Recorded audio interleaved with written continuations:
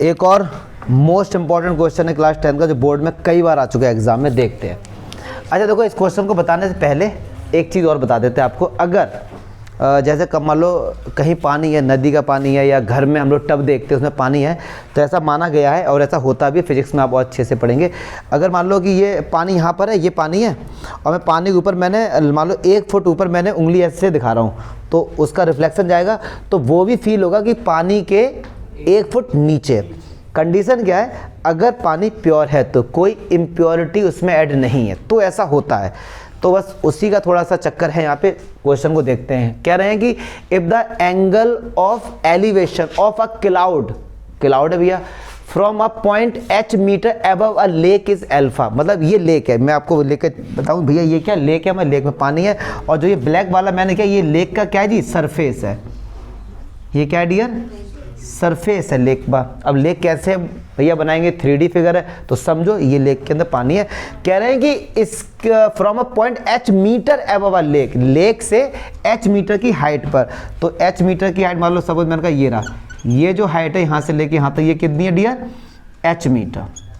कितनी है जी, ये h मीटर है, ठीक है। यहाँ से ये मीटर समझ जाना, h मीटर है। चलो कह रहे हैं कि भैया क्लाउड है, तो क्लाउड के बारे में नहीं बताया गया कितना लंबा चौड़ा है, तो ऐसे में एक पॉइंट कंसीडर कर लेता। आपको बताया था, अगर जैसे बोला कि एक बॉय है, वो किसी गाड़ी को उसने देखा और बॉय के बारे में कोई इन्फॉर्मेशन नहीं, तो उसको एक पॉइंट मान लिया जाएगा।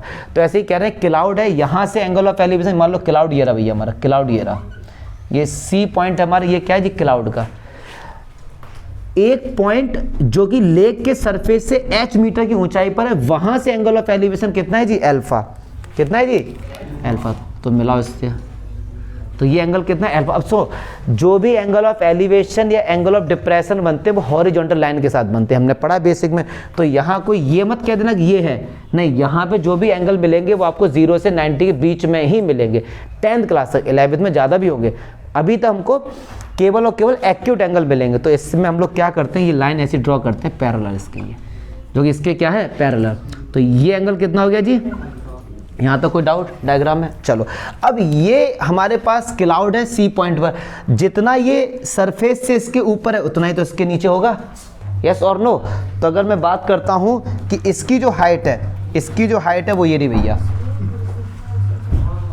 ABC। बेटा शांत हो जाओ, ठीक। ये जो है ये क्या है, इसकी हाइट है। अब एक बात सुना जरा, ये अगर h है तो ये भी h होगा जी, और ABC इसको हम D नाम दे देते हैं मान लो ये, ठीक। ये डिस्टेंस नहीं पता, इसको x कंसीडर कर लो।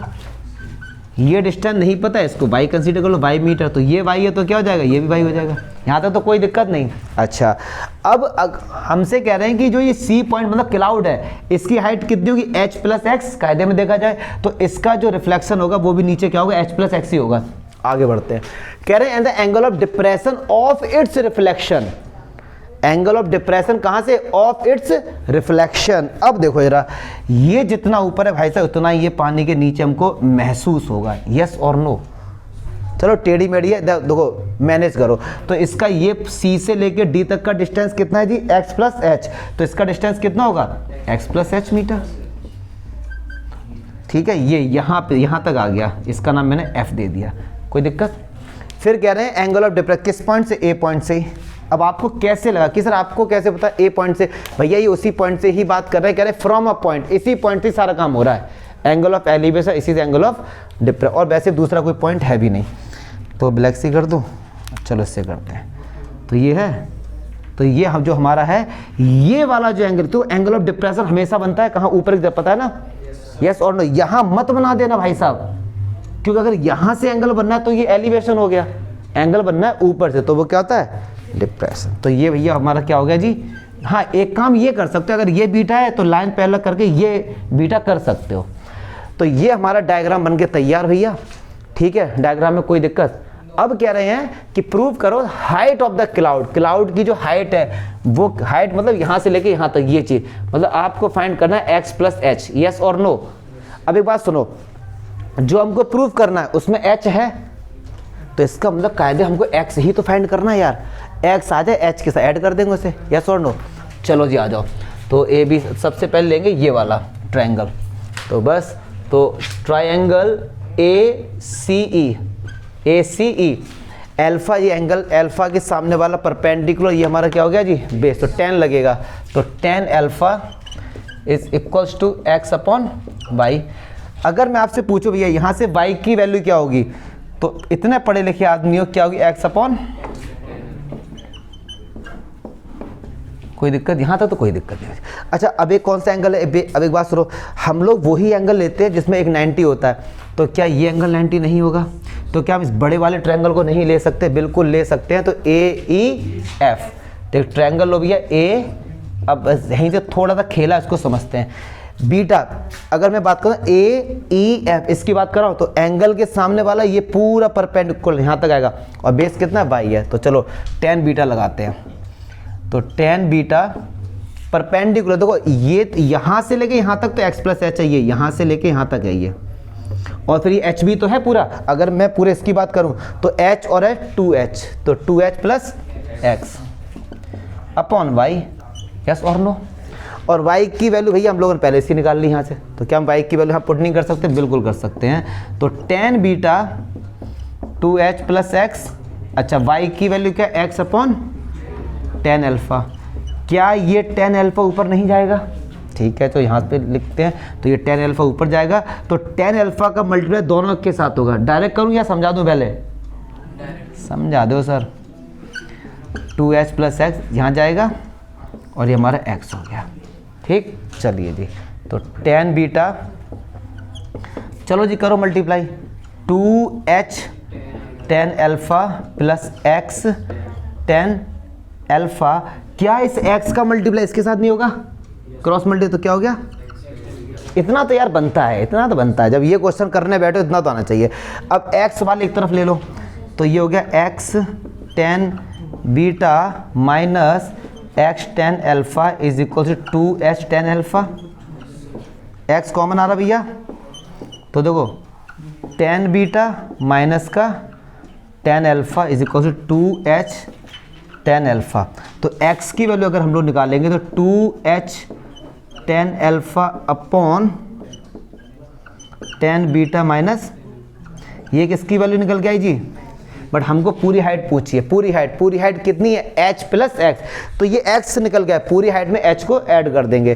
तो यहाँ पे कहाँ पे कर रहे हैं, यहाँ पे कर रहे हैं, चलो टोटल हाइट कितनी थी, x प्लस h है, तो x की वैल्यू ये रही। तो आंसर दिखने भी लगा थोड़ा, tan beta minus tan alpha दिख रहा है ना। तो चलिए x की वैल्यू क्या है जी, 2h tan alpha upon tan beta minus tan alpha और प्लस का h, ठीक है। एलसीएम कितना आएगा जी, tan beta minus tan alpha. क्या मैं फास्ट कर रहा हूँ, क्या समझ आना चाहिए यार। अब ये हो गया 2h tan अल्फा प्लस 1 का इसके साथ, तो ये tan बीटा और माइनस का tan अल्फा। मुझे नहीं लगता यहाँ तक कोई डाउट होगा। अब देखो लाना क्या है, h कॉमन है, ठीक है। अब और यहाँ तक ठीक है ना, कहाँ पे, अच्छा h, हाँ ठीक है, मल्टीप्लाई।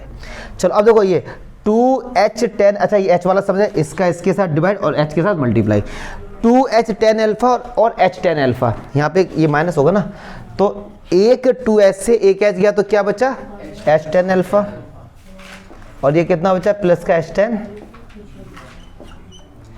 बस ऊपर से h कॉमन ले लो, आंसर आ गया। तो tan बीटा माइनस का tan अल्फा, h कॉमन आ रहा है, तो tan अल्फा। अनंत तुमसे हो गया था ये,